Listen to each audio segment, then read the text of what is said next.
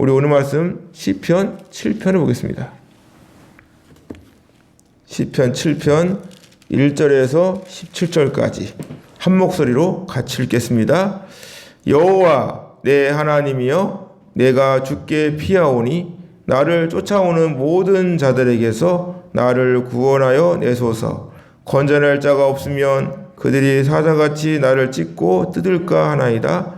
여호와 내 하나님이여, 내가 이런 일을 행하였거나 내 손에 죄악이 있거나 화친한 자를 악으로 갚았거나 내 대적에게서 까닭없이 빼앗았거든. 원수가 나의 영혼을 쫓아 잡아 내 생명을 땅에 짓밟게 하고 내 영광을 먼지 속에 살게 하소서. 여호와여, 진노로 일어나사 내 대적들의 노를 막으시며 나를 위하여 깨소서. 주께서 심판을 명령하셨나이다. 민족들의 모임이 주를 두르게 하시고 그 위 높은 자리에 돌아오소서. 여호와께서 만민에게 심판을 행하시오니 여호와여, 나의 의와 나의 성실함을 따라 나를 심판하소서. 악인의 악을 끊고 의인을 세우소서. 의로우신 하나님께서 사람의 마음과 양심을 감찰하나이다. 나의 방패는 마음이 정직한 자를 구원하시는 하나님께 있도다. 하나님께서는 의로우신 재판장이시며 매일 분노하시는 하나님이시로다. 사람이 회개하지 아니하면 그가 그의 칼을 가시며 그의 활을 이미 당기어 예비하셨도다. 죽일 도구를 또한 예비하시며 그가 만든 화살은 불화살들이로다. 악인이 죄악을 낳음이여 재앙을 베어 거짓을 낳았도다. 그가 웅덩이를 파 만들며 제가 만든 함정에 빠졌도다. 그의 재앙은 자기 머리로 돌아가고 그의 포악은 자기 정수리에 내리로다. 내가 여호와께 그의 의를 따라 감사하며 지존하신 여호와의 이름을 찬양하리로다. 아멘. 오늘은 우리가 시편 7편을 통해서 한번 말씀을 나눠보려고 합니다.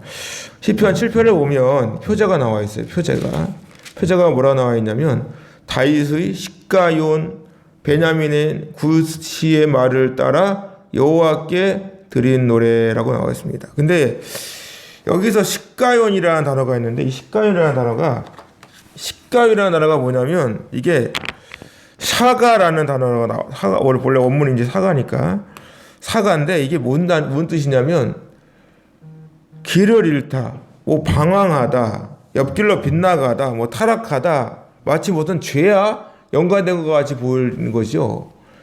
이 샤가라는 단어에서 보듯이 지금 다윗의 그러한 상황이 어떠한 상황이 있다? 자기 스스로 어떻게 통제할 수가 없는 상황이 있음을 우리에게 보여주고 있다는 사실이죠. 그러니까 지금 다윗 상황이 그렇게 힘든 상황임을 우리가 볼 수 있습니다. 어떠한 심한 충격, 사실 7편은 어떠한 배경인지 우리가 정확히는 알 수가 없어요. 근데 유추해 볼 수 있는 게 뭐냐면 베냐민인 구시라는 단어를 보고 알 수 있습니다. 베냐민인 구시는 뭐냐면 구시가 이 구스예요. 구스. 노아의 손자입니다. 함의 맏아들이에요. 그러니까 니므롯, 다시 말하면 하나님을 이렇게 똑바로 믿지 않는 이방인들, 그러한 사람들인데 베냐민인 구시가 대표적으로 누구냐면 구시라는 인물은 정확하게 우리가 알 수는 없습니다. 근데 구시의 후손이가 누구냐니까 사울인 거예요. 사울. 그러니까 많은 신학자들이 갈등하는 게 뭐냐면 베냐민의 후손이 사울이니까 사울이 다윗을 되게 막 쫓아다니면서 힘들게 했잖아요. 그러다 보니까 사울과 연관지어서 한번 생각을 해보는 것이죠. 그래서 만약 베냐민인 구시, 베냐민의 자손, 베냐민 지파의 후손이 사울이니까 그 사울을 생각해 볼 때 사실 사울이 다윗을 얼마나 이렇게 따라다니면서 막 그를 죽이려고 하고 힘들게 하고 그랬잖아요. 사실 사울왕은 특별히 다윗을 잡아들이기 위해 3,000명이나 되는 군인들을 풀어가지고 온 산을 샅샅이 뒤집니다. 그리고 다윗이 숨어있는 그 굴에 사울이 모르고 들어왔죠. 들어와가지고 이제 볼일을 보는 거죠. 볼일을 보는 상황 가운데 분명히 기회가 있었잖아요. 죽일 수 있는. 하지만 그냥 옷자락만 베는데 그 옷자락 베는 것도 못 견뎌가지고 너무 힘들었죠. 내가 하나님께서 기름 부으신 왕을 내가 함부로 손을 댔다면서 이렇게 하면서 굉장히 힘들어합니다. 근데 여기에 사무엘상 24장에 무슨 말씀이 나오냐면 이스라엘 왕이 누구를 따라 나왔으며 누구의 뒤를 쫓나이까 죽은 개나 벼룩을 쫓음이니이다. 그런즉 여호와께서 재판장이 되어 나와 왕 사이에 심판하사 나의 사정을 살펴 억울함을 풀어주시고 나를 왕의 손에서 건지시기를 원하나이다. 사울 왕으로부터 쫓겨다닐 때에 다윗이 고백하기를 자신의 사정을 살펴 억울함을 풀어주시옵소서. 왕의 손에서 건져주시기를 간구하고 있습니다. 오늘 말씀도 보세요 한번. 1절 보니까 여호와 내 하나님이여 내가 주께 피하오니 나를 쫓아오는 모든 자들에게서 나를 구원해 주소서. 지금 다윗이 쫓기고 있는 상황이잖아요. 쫓아오는 적들로부터 나를 추격하고 괴롭히고 박해하는 그 세력들로부터 구원해달라고 하나님께 간구하고 있습니다. 지금 다윗의 심정이 어떻겠습니까? 2절도 보세요. 건져낼 자가 없으면 그들이 사자같이 나를 찢고 뜯을까 하나이다. 찢고 뜯고 맛보고. 지금 마치 사자가 먹잇감을 노리고 그 동물원고 보시면 나오잖아요. 막 쫓아가가지고 잡아가지고 막 물어뜯고 그런 모습들. 다윗의 주위에는 지금 다윗을 도와줄 사람들이 아무도 없습니다. 지금 생명조차도 보장할 수가 없어요. 스스로는 도저히 자기의 힘으로는 빠져나올 수 없는 상황입니다. 이 상황에서 다윗은 하나님께 호소합니다. 내가 아무것도 내 힘으로 할 수 없는 상황 속에서 오직 하나님만 의지하는 그 다윗의 모습. 3절 보세요 한번. 3절 여호와 내 하나님이여 내가 이런 일을 해하였거나 내 손에 죄악이 있거나 화친한 자를 악으로 갚았거나 내 대적에게서 까닭 없이 빼앗았거든 원수가 나의 영혼을 쫓아 잡아 내 생명을 땅에 짓밟게 하시고 내 영광을 먼지 속에 살게 하소서. 다윗의 간절한 기도의 모습 보세요 한번. 내가 이런 일을 행하였거나 내 손에 죄악이 있거나 화친한 자를 악으로 갚았거나 내 대적에게서 까닭 없이 빼앗았거든. 내가 이런 일이 무슨 일이야? 악으로 갚은 적이 없다고 하나님께 호소하고 있습니다. 사실 다윗은 남에게 해를 끼치거나 악으로 갚은 적이 없어요. 사울로부터 쫓겨날 때만 보더라도 다윗의 입장에서 왕이 되고 싶어서 사울을 어떻게 해가지고 해치우고 마치 자기 아들 압살롬은 자기를 반역했지만 어떻게 하든지 사울을 딱 물러나게 해가지고 내가 거기서 앉아야지 이런 적 없었단 말이죠. 그런 악한 마음 먹은 적이 없습니다. 그 고백을 하고 있는 거예요. 추워도 그런 마음 먹은 적이 없습니다.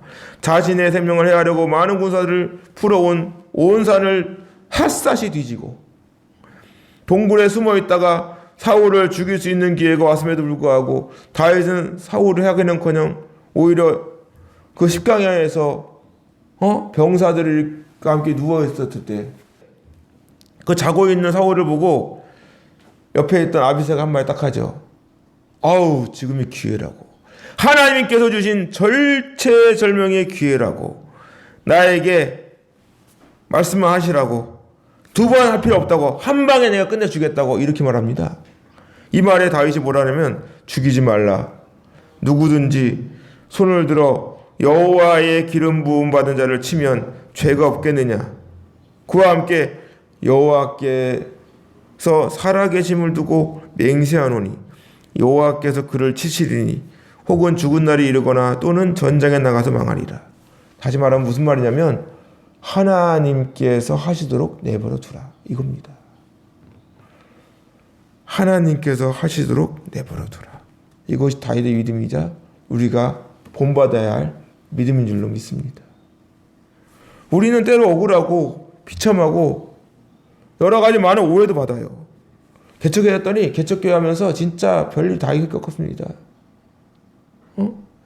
나는 그런 마음도 추워도 없는데 어떤 사람들은 뭐 괜히 목사님 뭐 바라는 것 마냥 그렇게 막 매도해버리고 막 생각을 하고 이러더라고. 그래서 참 이게 아닌데 생각이 많이 들 때가 있었어요. 그러면은 어디다가 말합니까? 변명할 수도 없잖아. 해명할 필요도 없는 거 아닙니까? 그냥 혼자 하나님께 기도할 수밖에 없는 거예요. 소문은 소문을 낳고 그러면서 어디에 말도 못하고 힘들어할 때 여러분 어떻게 하십니까? 보복을 하고 싶은 마음이 안 생기겠어요? 죽어보자 하든 가만히 두나 보자 한번 이러지 않겠냐고요. 때로는 그렇게 하고 싶은 마음도 많이 들 때가 있잖아요. 하지만 중요한 것은 하나님께서는 우리의 모든 사정과 마음까지도 감찰하고 계시는 줄로 믿습니다. 베드로전서 2장에 보니까 죄가 있어 매를 맞고 참으면 무슨 칭찬이 있으리요. 그러나 선을 행함으로 고난받고 참으면 이는 하나님 앞에 아름다우니라. 이를 위하여 너희가 부르심을 받았으니 그리스도도 너를 위하여 고난을 받으사 너희에게 본을 끼쳐 그 자취를 따라오게 하려 하셨느니라. 죄가 있어 매를 맞으면 무슨 칭찬이 있냐고잖아요. 선을 행함으로 고난받고 참으면 이는 하나님 앞에 아름답다. 그저 우리는 묵묵히 하나님만 바라보고 의지하며 갈 뿐입니다. 그냥 주님께서 가신 길을 그냥 갈 뿐인 거예요. 하나님께서도 얼마든지 하나님의 아들로서 하늘의 천군 천사를 불러 내릴 수 있었잖아요. 예수님 하나님의 아들이잖아. 그런데도 불구하고 아무 힘도 없이 유대인의 손에 붙잡히고 대제사장의 손에 이끌려가지고 그냥 십자가를 가잖아요. 내가 12영을 내리지 못할 것 같냐? 이러잖아 막. 바로 그겁니다. 우리 어떤 감정이나 기분에 따라 움직일 것이 아니라 힘들고 어려울수록 하나님의 뜻에 따라 움직일 수 있는 지혜를 구해야 되는 줄로 믿습니다. 그것이 바로 이 시간이 되는 거예요. 그것이 바로 성령의 인도하심이잖아요. 그렇기에 끊임없이 말씀을 읽고 기도하며 하나님의 뜻을 찾아 움직여야 하는 것이죠. 6절 보세요. 다윗은 고백합니다. 여호와여 진노로 일어나사 내 대적들의 노를 막으시며 나를 위하여 깨소서. 주께서 심판을 명령하셨나이다. 여호와여 진노로 일어나사. 명령법입니다. 하나님 이 시간 일어나셔서 저들의 악함을 보시고 하나님께서 직접 심판하시라고 명령을 내려주시라고 이거잖아요. 대적들의 노를 막으시며 나를 위하여 깨소서. 자신이 직접 막을 수 없는 상황에서 하나님께서는 다윗의 기도를 들으시고 움직여 주시기를 애타게 간구하고 있습니다. 그 모습이 오늘 이 시간 저와 여러분들의 모습이 아닐까 생각해 봅니다. 요즘 경제도 어렵고 사회적으로 얼마나 혼란스럽고 힘듭니까? 코로나가 길어지니까 이제 사람들도 지쳤어. 얼마나 많은 어려움을 갖고 있는 사람들이 많은지 몰라요. 그들이 자신의 어떠한 잘못 때문에 그렇게 됐겠습니까? 다윗과 같이 자신은 아무 잘못도 없는데 원수들이 자신을 죽이러 올려오는 것과 같이 우리의 상황이나 환경이 우리의 의지와 상관없이 끊임없이 우리를 괴롭히고 힘들게 하죠. 이럴 때 기도가 절로 나옵니다. 하나님 제발 좀 일어나 보세요. 깨셔서 하나님을 대적하는 자들이 심판당하는 모습을 보여주세요. 마치 그런 모습 아닐까요? 마태복음 8장을 보면 이런 내용이 나옵니다. 예수님께서 배를 타고 저 가다라 지방 건너편으로 가기 위해서 이렇게 배를 타는데 제자들이 따라 탔어요. 그리고 쭉 가고 있는데 막 풍랑이 일고 배가 흔들리고 아주 뒤집어지기 직전입니다. 이때 예수님은 뭐하고 계셨죠? 주무시고 계셨어요.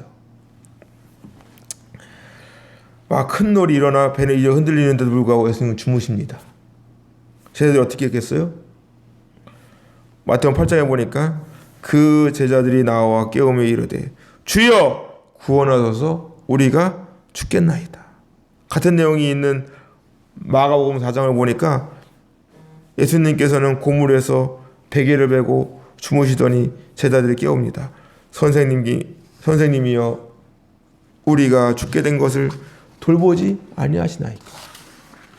우리가 죽게 된 것을 돌보지 않으시고 잠만 쿨쿨 주무시고 계십니까? 이렇게 말하는 거잖아요. 이때 예수님께서 이렇게 말씀하십니다.